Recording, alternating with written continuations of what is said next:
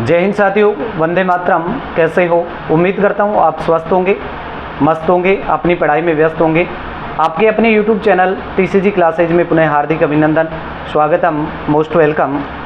मित्रों, राजस्थान इतिहास के अंदर आज हम पढ़ने वाले हैं चौहान राजवंश।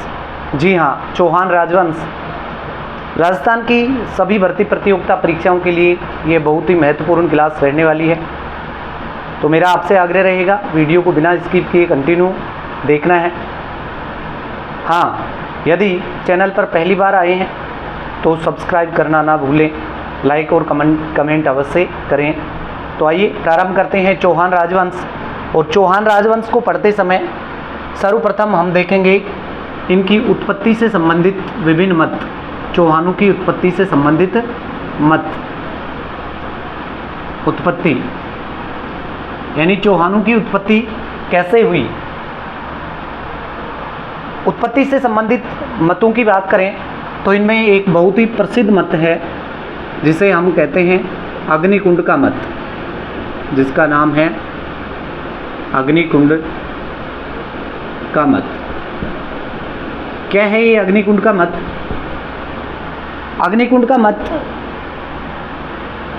एक बहुत ही प्रसिद्ध ग्रंथ जिसका नाम है पृथ्वीराज रासो, पृथ्वीराज रासो,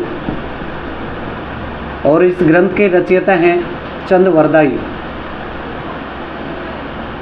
चंद्रवरदाई। इस ग्रंथ के अंदर बताया गया है कि एक बार आबू पर्वत के ऊपर गुरु वशिष्ठ यज्ञ कर रहे थे, यज्ञ करने का प्रयास कर रहे थे। यज्ञ करने के फलस्वरूप राक्षसों के द्वारा उनके यज्ञ को बार बार नष्ट किया जा रहा था, उनके यज्ञ के अंदर विघ्न पैदा किया जा रहा था। हार थक कर के गुरु वशिष्ठ ने अपने तपोबल से 4 योद्धा उतारे, जिनमें सबसे पहले प्रतिहार, उसके बाद में परमार, उसके बाद में चालुक्य या चालुक्य जो हैं उनको कहते हैं सोलंकी, चालुक्य या सोलंकी। और सबसे अंत में उन्होंने चौहान योद्धा को उतारा, यानी पहला योद्धा उतारा प्रतिहार, उसके बाद में परमार, फिर चालुक्य या सोलंकी और अंत में चौहान योद्धा को उतारा। ऐसा माना जाता है कि ये चारों योद्धा मिलकर के गुरु वशिष्ठ का यज्ञ संपन्न करवाते हैं। तो सबसे अंत में चौहान योद्धा को उतारा। इनका क्रम पूछा जाता है, ये ध्यान रखना है। प्रतिहार, परमार, चालुक्य और चौहान, इस प्रकार से गुरु वशिष्ठ ने 4 योद्धा उतारे और अपने यज्ञ को संपन्न किया। तो पृथ्वीराज रासो नामक ग्रंथ के अनुसार जिसके राइटर यानी जिसके रचयिता जो है वो है चंद्रवरदाई, वो ऐसा मानते हैं कि गुरु वशिष्ठ ने अपने यज्ञ को संपन्न करने के लिए प्रतिहारों को उतारा, परमार को उतारा, चालुक्य को उतारा और फिर चौहान को उतारा। इस प्रकार से चौहान जो है वो अग्नि से, यानी जो यज्ञ कर रहे थे उस अग्नि से उत्पन्न हुए माने जाते हैं। किसके अकॉर्डिंग? पृथ्वीराज रासो ग्रंथ के अनुसार। ठीक है, पृथ्वीराज रासो ग्रंथ के अनुसार चौहानों को अग्निवंशी बताया गया। ओके, इसका समर्थन और कौन कौन विद्वान करते हैं? तो 2 विद्वान और हैं जिनका नाम आपको ध्यान रखना है। पृथ्वीराज रासो ग्रंथ में चंद्रवरदाई ने अग्निकुंड से इनकी उत्पत्ति होना माना है। इसके अलावा 2 और विद्वान हैं, इनका नाम आपको ध्यान रखना है। एक तो हैं हमारे राज्य कवि सूर्यमल मिश्रण, सूर्यमल मिश्रण, सूर्यमल मिश्रण, और तीसरे हो गए, यानी एक तो चंद्रवरदाई हो गए इसके समर्थन करने वाले, और दूसरे हो गए सूर्यमल मिश्रण, और 3 नंबर पे मूणोत नैन सिंह, मूणोत नैन सिंह। ये सभी अग्निकुंड का जो मत है उसका समर्थन करने वाले विद्वान हैं। तो पहला अग्नि कुंडका मत हो गया। दूसरा मत हो गया सूर्यवंशी, यानी जो चौहान हैं इनको सूर्यवंशी माना है, सूर्यवंशी। और सूर्यवंशी मानने वाले विद्वानों की बात करें तो इसमें भी आपको 3 नाम याद रखने हैं।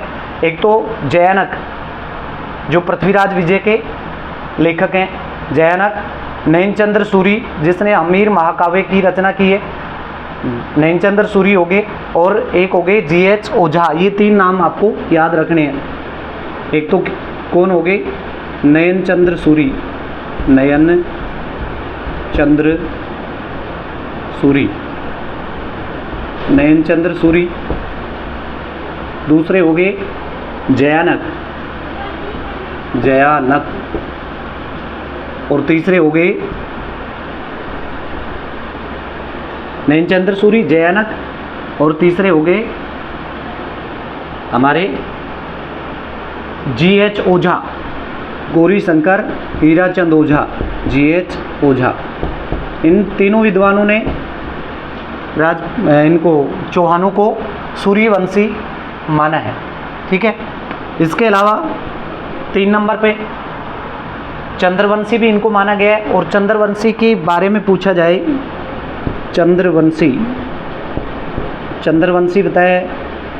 चंद्रवंशी जो बताया गया है वो बताया गया है आबू की शिलालेख, आबू का शिलालेख है, उसमें चौहानों को चंद्रवंशी बताया गया है। कौन से शिलालेख में? आबू के शिलालेख में चौहानों को चंद्रवंशी बताया गया है। ठीक है। इसके बाद में एक और शिलालेख है जिसका नाम है बिजोलिया शिलालेख, जिसे कहते हैं बिजोलिया शिलालेख, जिसकी चर्चा हम बार बार करेंगे, आगे भी करेंगे। बिजोलिया शिलालेख। इस बिजोलिया शिलालेख में चौहानों को, चौहान जो हैं उनको वत्स गोत्रीय ब्राह्मण बताया गया। वत्स गोत्रीय ब्राह्मण बताया गया। ये भी आपको अच्छे से ध्यान रखना है, यहाँ से प्रश्न पूछा जाता है। ठीक है। तो वत्सगोत्रीय ब्राह्मण बताया गया है बिजोलिया शिलालेख में। और ये वत्सगोत्रीय ब्राह्मण कहा किसने है, ये भी ध्यान रखना है आपको। दशरथ शर्मा, डॉक्टर दशरथ शर्मा ने बिजोलिया शिलालेख के आधार पर चौहानों को वत्सगोत्रीय ब्राह्मण माना है। क्लियर। इसके अलावा इनको विदेशी जाति से उत्पन्न होना माना है। विदेशी जाति से उत्पन्न होने मानने वाले जो विद्वान हैं उनमें विदेशी विद्वानों का नाम आएगा, जैसे आपके कर्नल जेम्स टोड हैं, V.A. स्मिथ हैं, ठीक है, कनिंगम है। इन्होंने विदेशी जाति से इनको उत्पन्न होना माना है। तो पहली बात तो यहाँ से क्लियर होगी कि चौहान जो हैं उनकी उत्पत्ति के हमें 4-5 मत ध्यान रखने हैं। अग्निकुंड का मत, जिसका समर्थन करने वाले विद्वान हैं चंद्रवरदाई, सूर्यमल मिश्रण और मोहनोत नैणसी। पृथ्वीराज रासो नामक ग्रंथ में इसका उल्लेख मिलता है। इसके अलावा सूर्यवंशी माना गया है नैनचंद्र सूरी, जिसने अमीर महाकाव्य लिखा है, जयानक, जिसने पृथ्वीराज विजय नामक ग्रंथ लिखा है, और GH ओझा। ठीक है।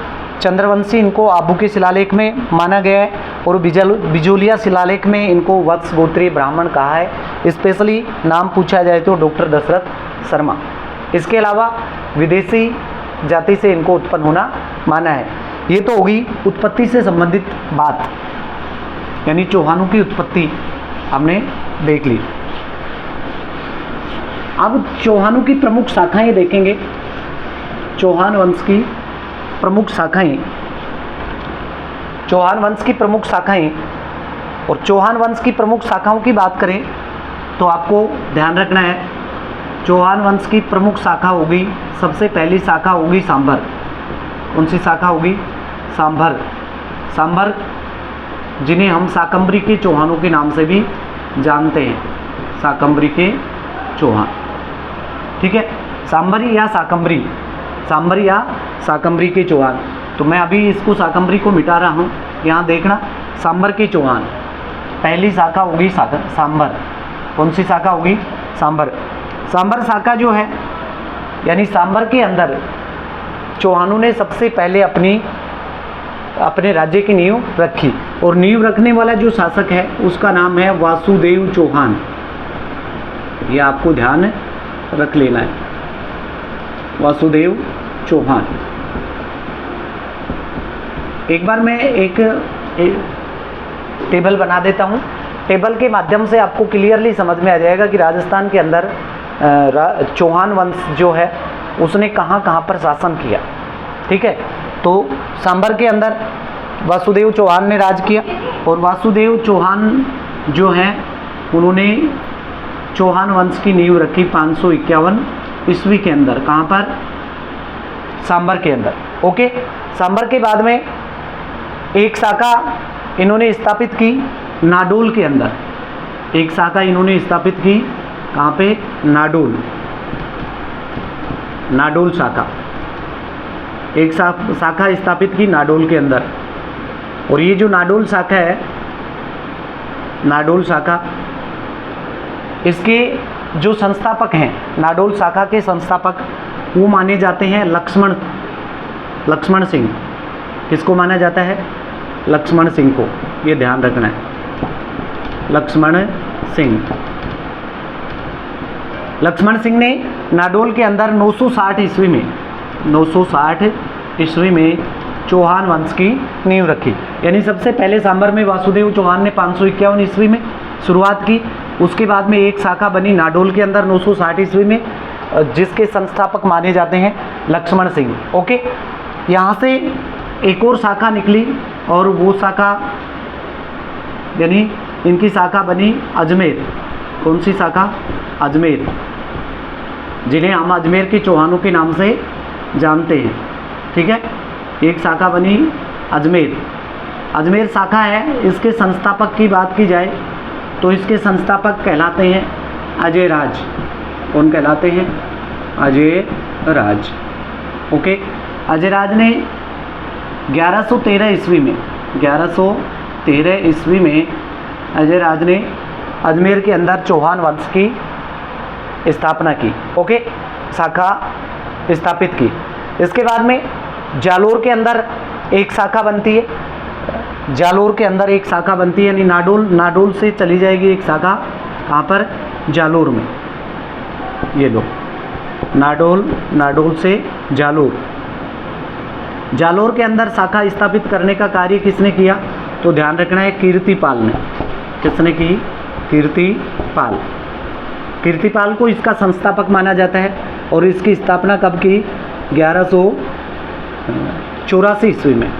1184 ईस्वी के अंदर 1181 ईस्वी में 1181 ईस्वी में नाडोल में कीर्तिपाल ने जालोर के अंदर कीर्तिपाल ने 1181 ईस्वी में चौहान वंश की स्थापना, चौहान वंश की एक शाखा स्थापित की। ठीक है, उसके बाद में एक शाखा चली जाती है रणथंभौर के अंदर। यहाँ से एक शाखा बनेगी रणथंभौर। कौन सा थंभौर? रणथंभौर। रणथंभौर में एक शाखा स्थापित होगी, और इस शाखा को स्थापित करने वाला जो शासक है उसका नाम है गोविंदराज प्रथम। ध्यान रखना है, गोविंदराज। कौन सा राज? गोविंदराज प्रथम। इसने 1194 ईस्वी में 1194 ईस्वी में चौहान वंश की नींव यहाँ पर रखी। रणथंभौर के अंदर एक अलग से शाखा स्थापित की।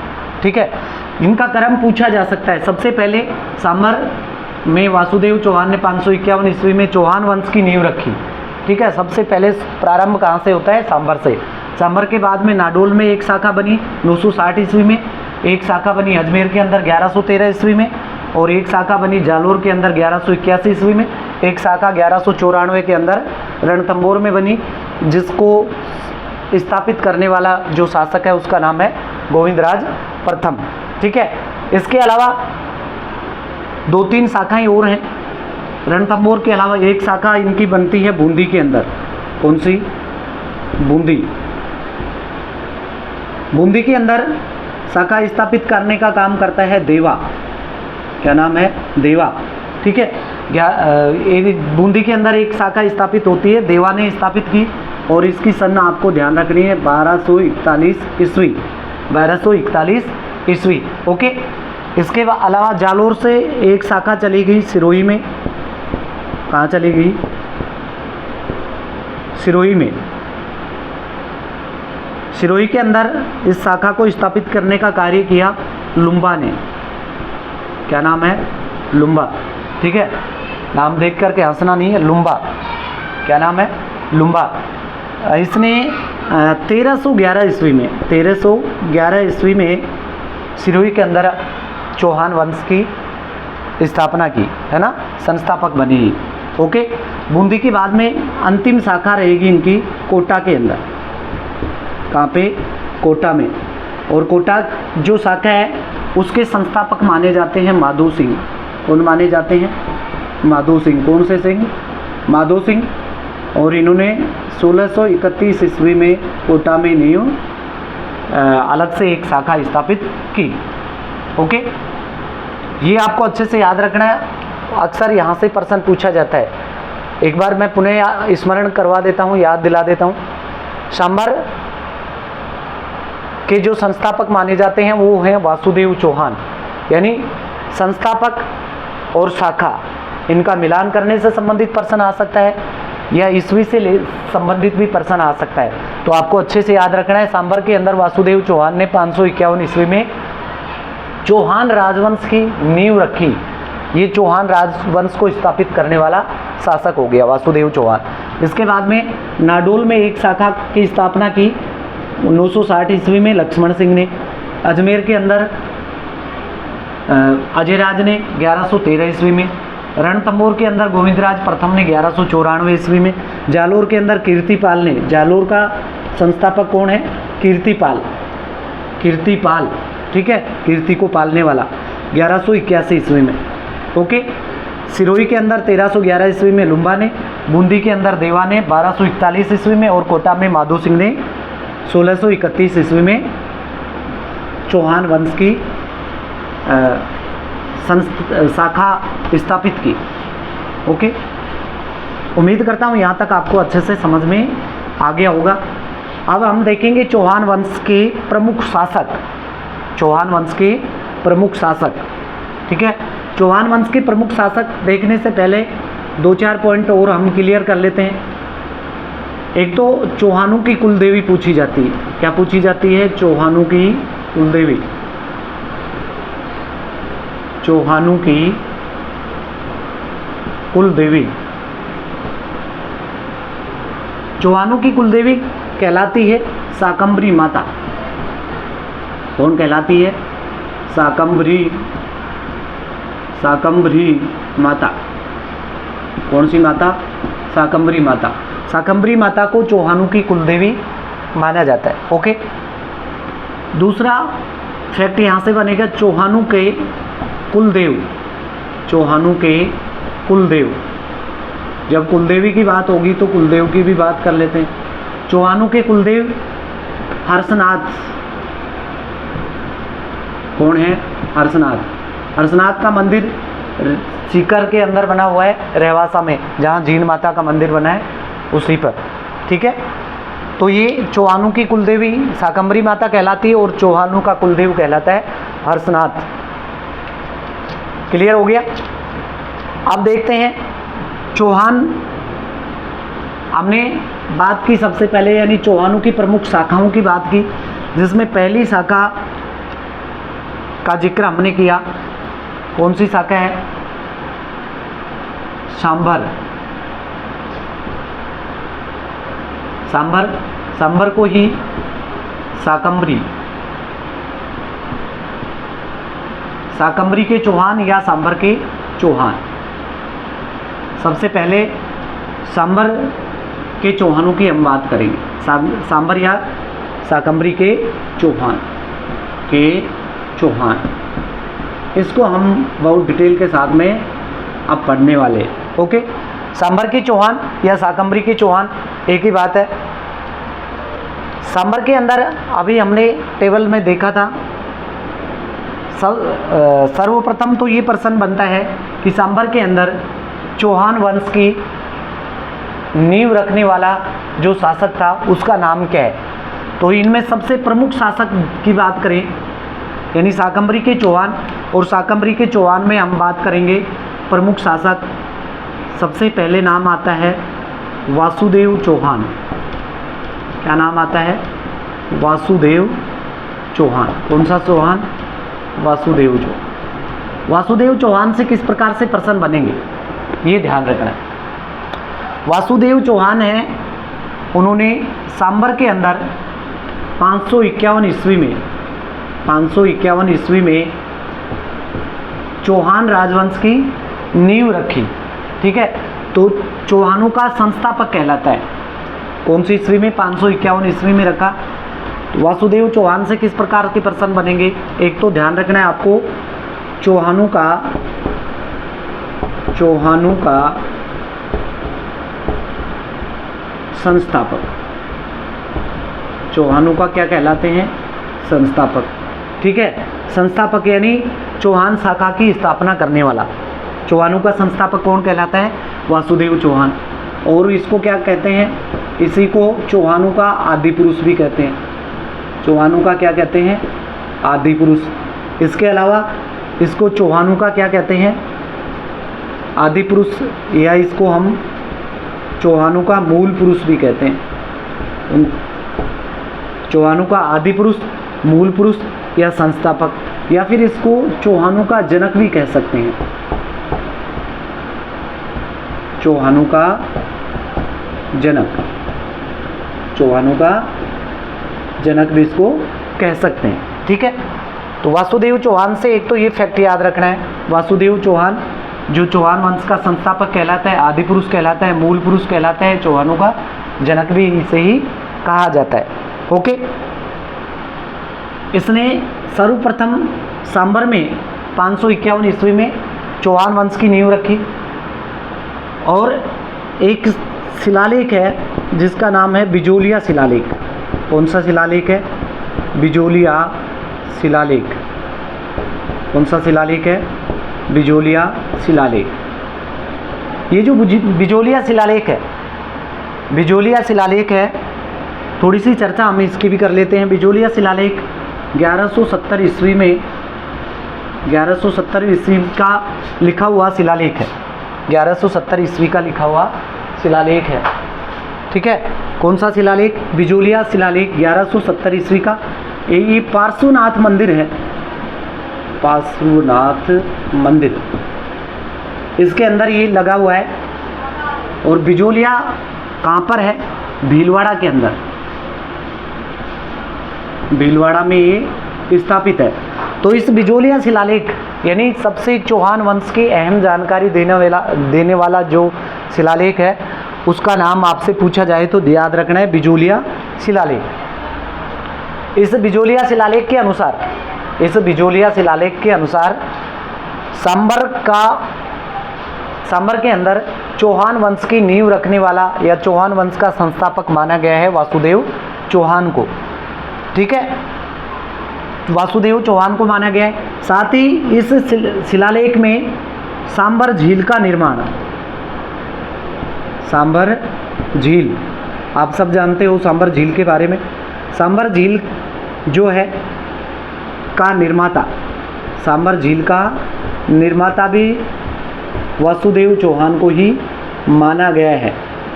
किस शिलालेख के अनुसार? बिजोलिया शिलालेख के अनुसार। ओके, बिजोलिया शिलालेख है, इसके अनुसार सांबर झील का निर्माता माना गया है किसको? वासुदेव चौहान को। ये सांबर झील है, ये जयपुर, नागौर और अजमेर, वर्तमान समय में बात करें तो जयपुर ग्रामीण, इन जिलों के मध्य में स्थित है। वैसे इसका अधिकांश जो पार्ट है वो आता है जयपुर के अंदर। ठीक है, तो सांबर झील का निर्माता माना गया है बिजोलिया शिलालेख के अनुसार किसको? वासुदेव चौहान को। और वासुदेव चौहान को ही चौहान वंश का संस्थापक, आदि पुरुष, मूल पुरुष और चौहान वंश का जनक कहा जाता है। ओके, इतना आपको याद हो गया होगा। ये जो सांबर झील है, सांबर झील के आसपास का जो क्षेत्र है, सांबर झील के आसपास का जो क्षेत्र है, इस क्षेत्र को सपाद लक्ष्य के नाम से जानते थे। किस नाम से? सपाद लक्ष्य। सपाद का अर्थ होता है सवा और लक्ष्य यानी लाख, यानी सांबर झील के आसपास 1.25 लाख 1.25 लाख गांवों का समूह था। गांवों का समूह होने के कारण इस क्षेत्र को सपाद लक्ष्य के नाम से जाना जाता है। ओके, अब बात कर लेते हैं कि ये जो सांबर है, सांबर के चौहानों की, सांबर के चौहानों की राजधानी, ये परीक्षा के अंदर पूछा जाता है कि सांबर के चौहानों की प्रारंभिक राजधानी क्या थी। तो ध्यान रखना है अहिछत्रपुर। कौन सी है? अहिछत्रपुर। कौन सा पुर? अहिछत्रपुर। अहिछत्रपुर को वर्तमान में नागौर, यानी नागौर जो है उसका प्राचीन नाम था अहिछत्रपुर। तो अहिछत्रपुर इनकी प्रारंभिक राजधानी थी।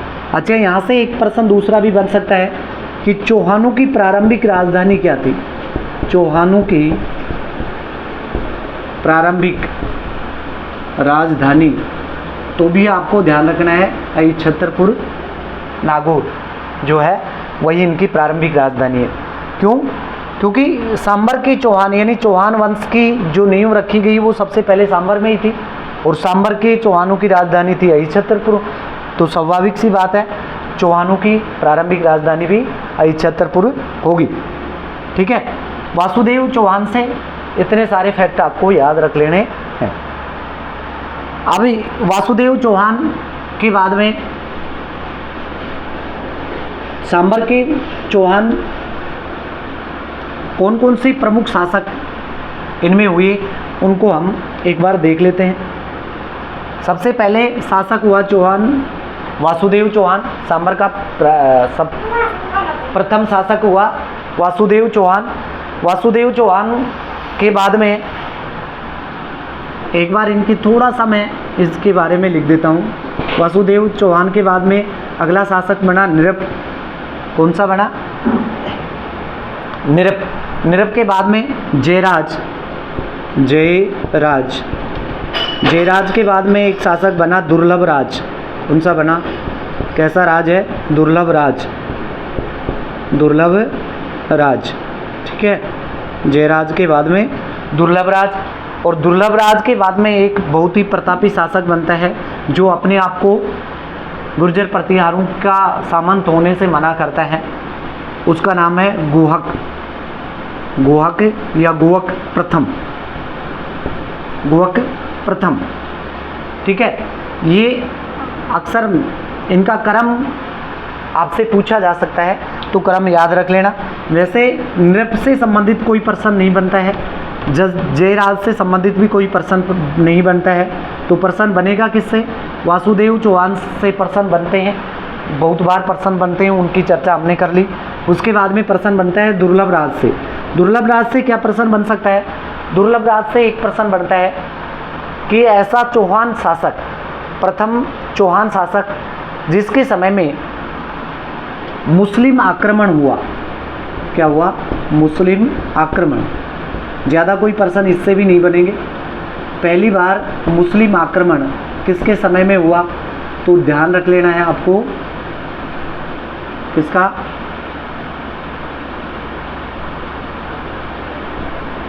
दुर्लभ राज से। ठीक है, पहला मुस्लिम आक्रमण किनके समय में हुआ? दुर्लभ राज के समय में हुआ। ओके, इसके बाद में एक प्रतापी शासक कह सकते हैं जिसका नाम है गुहक प्रथम। इस गुहक प्रथम से पर्सन बनते हैं। कौन कौन से पर्सन बनेंगे इनको हमें अच्छे से देखना है। गुहक प्रथम। गुहक प्रथम। गुहक प्रथम,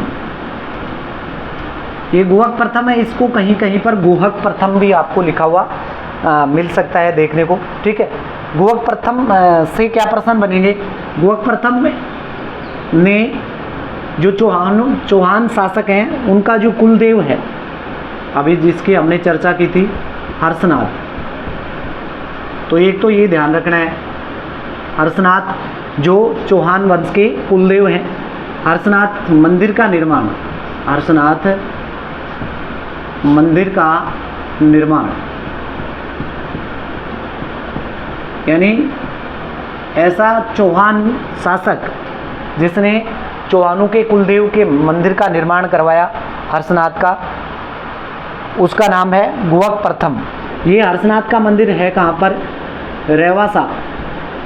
रेवासा कहाँ पर है? सीकर में, जहाँ पर जीण माता का मंदिर स्थित है। ठीक है, तो हर्षनाथ मंदिर का निर्माण करने वाला जो शासक है वो हो गया गुहक प्रथम। गुहक प्रथम ने अपनी बहन कलावती का विवाह, देखिए इसकी थोड़ी सी हिस्ट्री है, वो आपको अच्छे से याद रखना है। पहले तो इसने क्या किया, अपनी बहन जिसका नाम था कलावती, क्या नाम था? कलावती।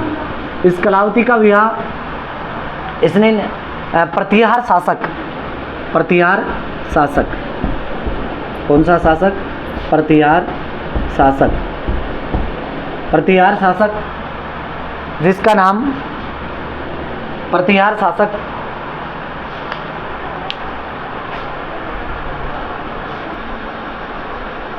प्रतिहार शासक नागभट्ट द्वितीय, प्रतिहार शासक नागभट्ट द्वितीय से अपनी बहन कलावती का विवाह किया। किसने? गुहक प्रथम ने। ठीक है, पहले तो ये प्रतिहार, क्योंकि जो चौहान थे, ये भी प्रश्न पूछा जा सकता है, चौहान किसके सामंत थे? चौहान सामंत थे। क्या थे? सामंत। किसके? प्रतिहारों के। ठीक है, तो जो नागभट्ट द्वितीय है, इसका सामंत था कौन? गुहक प्रथम। इसने अपनी बहन कलावती का विवाह नागभट्ट द्वितीय के साथ में किया। लेकिन एक प्रश्न यहाँ से और बनता है, बड़ा शानदार प्रश्न बनेगा कि ऐसे कौन से प्रथम चौहान शासक थे जिसने पहली बार प्रतिहारों का सामंत, यानी प्रतिहार जो हैं उनकी अधीनता स्वीकार करने से मना किया। प्रतिहारों की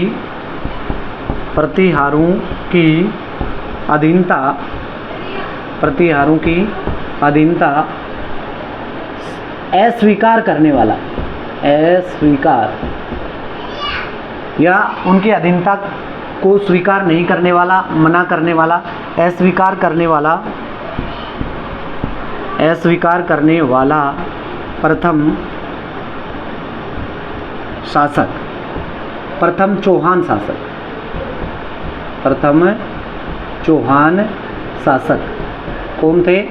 गुहक प्रथम। ये आपको अच्छे से याद करना है। ओके, यहाँ से प्रश्न पूछा जाता है गुहक प्रथम। अब गुहक प्रथम से संबंधित आपके 2-3 फैक्ट हैं, ये याद रख लेना। हर्षनाथ मंदिर का निर्माण करवाया, कहाँ पे है? रेवासा सीकर के अंदर। अपनी बहन कलावती का विवाह नागभट्ट द्वितीय के साथ में किया, और पहला चौहान शासक है जिसने प्रतिहारों की अधीनता स्वीकार करने से मना किया। गुहक प्रथम के बाद में एक और शासक होते हैं, छोटे मोटे शासक हैं, लेकिन इनसे ज़्यादा बड़ा प्रश्न कभी बना नहीं, फिर भी आपको याद रखना है छोटा सा फैक्ट। एक राजा है चंदनराज। कौन सा? चंदनराज। चंदनराज या चंद्रराज? चंद्रराज से संबंधित क्या प्रश्न बन सकता है? चंद्रराज की रानी थी जिसका नाम था प्रभावती। क्या नाम था? प्रभावती। चंद्रराज की रानी का नाम प्रभावती है। प्रभावती या फिर इसको रुद्राणी के नाम से भी जानते थे। किस नाम से जानते थे? रुद्राणी के नाम से भी जानते। प्रभावती या फिर रुद्राणी, ये जो प्रभावती और या रुद्राणी है, ये थी शिव भक्त, यानी शिव जी की भक्ति करने वाली थी। इसने पुष्कर जो है, पुष्कर जो तीर्थों का राजा कहलाता है, उस पुष्कर के अंदर, पुष्कर का जो पुष्कर झील है, पुष्कर झील है, उसके अंदर प्रतिदिन 1000 दीपक जला करके प्रवाहित करती थी। तो दीप दान करने वाली, 1000 दीपकों का दान करने वाली रानी का नाम है प्रभावती या रुद्राणी, जो किसकी रानी थी? चंदनराज। दीपदान की परंपरा एक तो चंदनराज के समय में थी, एक दीपदान के लिए, यानी ये जो दीपदान की परंपरा है ये कहाँ पे थी? पुष्कर के अंदर, पुष्कर झील में एक प्रतिदिन 1000 दीपक जला करके पत्ते के ऊपर रख करके और पुष्कर झील में प्रवाहित कर देती थी। ठीक है, इसी प्रकार से एक और झील है, साथ साथ में मैं बता देता हूँ, हालांकि इससे रिलेटेड नहीं है, लेकिन उस झील का नाम भी याद, ये कभी प्रश्न आ जाए तो ध्यान रख लेना है। कोलायत झील। कोलायत झील कहाँ पे है? बीकानेर में। ये भी दीपदान की परंपरा के लिए प्रसिद्ध है। ओके, तो चंदनराज से या फिर उनकी रानी से प्रश्न बनेगा, पहले तो नाम याद रखना है, रानी प्रभावती या रुद्राणी, जो प्रतिदिन 1000 दीपक जला करके और पुष्कर झील के अंदर प्रवाहित करती थी। ठीक है, और एक झील दूसरी और है बीकानेर में, ये भी आपको याद रख लेना है। इसके बाद में वाघपति राजा हुए, जो वाघपति राज से भी कोई खास प्रश्न नहीं बनता है, लेकिन वाघपति की एक उपाधि है। क्या उपाधि है? महाराजा धीराज, सॉरी महाराजा, केवल महाराजा, महाराजा की उपाधि धारण करने वाला प्रथम चौहान शासक, जिसका नाम है वाघपति, वाघपति। ओके, इसके अलावा एक बड़ा फेमस शासक आता है विग्रहराज द्वितीय। कौन सा आता है?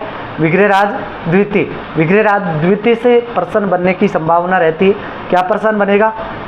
चौहानों का सबसे प्रतिभाशाली या सबसे शक्तिशाली शासक हम इसे कह सकते हैं। किसको? विग्रहराज द्वितीय को। चंदनराज के बाद में अगला शासक कौन है? लिख देता हूँ मैं यहाँ पर। अगला शासक है विग्रहराज। अभी हम विग्रहराज चतुर्थ की बात नहीं करें, विग्रहराज सेकंड। ठीक है, सांबर के चौहान पढ़ रहे हैं। तो विग्रहराज जो द्वितीय है, ये बहुत ही शक्तिशाली शासक था, और शक्तिशाली शासक होने का यानी इसने क्या किया, ये एक गुजरात में चालुक्य राजा था जिसका नाम है मूलराज। चालुक्य राजा मूलराज को हराया, मूलराज को हराया। उसका कौन सा राजा है? मूलराज। चालुक्य राजा मूलराज को हराने वाला शासक जो है चौहान वंश का, वो है विग्रहराज। ओके, इसकी जो ऐसा माना जाता है कि इसके अंदर बहुत बड़ी संख्या में इसके पास घोड़े हुआ करते थे युद्ध में लड़ने के लिए। ठीक है, तो खुरंजो अंधकार के नाम से इसकी एक उपाधि भी है, खुरंजो अंधकार। ऐसा माना जाता है कि जब किसके घोड़े चलते थे तो उनके जो खुर जो होते हैं, घोड़ों के जो खुर होते हैं, उनसे अंधकार हो जाता था, धूल इतनी उड़ती थी, अंधकार। इसके बाद में एक राजा है गोविंदराज। कौन से? गोविंदराज तृतीय। गोविंदराज प्रथम, गोविंदराज तृतीय। ठीक है, गोविंदराज तृतीय जो है उनकी उपाधि है एक वेरीघट। इससे भी प्रश्न पूछा गया है, तो ये भी आपको ध्यान रखना है। वेरीघट, वेरी मीन्स दुश्मन, घट यानी घाट से उतार देना, मार देना, यानी दुश्मनों को हराने वाला या मारने वाला है गोविंदराज तृतीय। ध्यान रखना, गोविंदराज प्रथम नहीं है, गोविंदराज तृतीय। एक और शासक है जो अंतिम शासक हम कह सकते हैं सांबर के अंदर, जिसका नाम है पृथ्वीराज प्रथम। पृथ्वीराज प्रथम, पृथ्वीराज तृतीय, जिसको हम आगे पढ़ेंगे अजमेर शाखा के अंदर, उसका नाम यहाँ पर है पृथ्वीराज प्रथम। और पृथ्वीराज प्रथम की जो उपाधि है वो है परम भट्टारक। क्या उपाधि है? महाराजाधिराज परम भट्टारक, परम भट्टारक। बस उपाधि से लेकर के यहाँ से प्रश्न बन सकता है। उपाधि से लेकर के गोविंदराज से प्रसन्न बन सकता है, गोविंद तृतीय से बन सकता है, या पृथ्वीराज प्रथम से बन सकता है। तो गोविंद तृतीय की जो उपाधि है वो है वैरीघट, और परम भट्टारक की उपाधि है पृथ्वीराज प्रथम को। ठीक है, उम्मीद करता हूँ यहाँ तक आपको अच्छे से समझ में आ गया होगा। नेक्स्ट क्लास में हम पढ़ेंगे अजमेर के चौहान। Thanking for watching.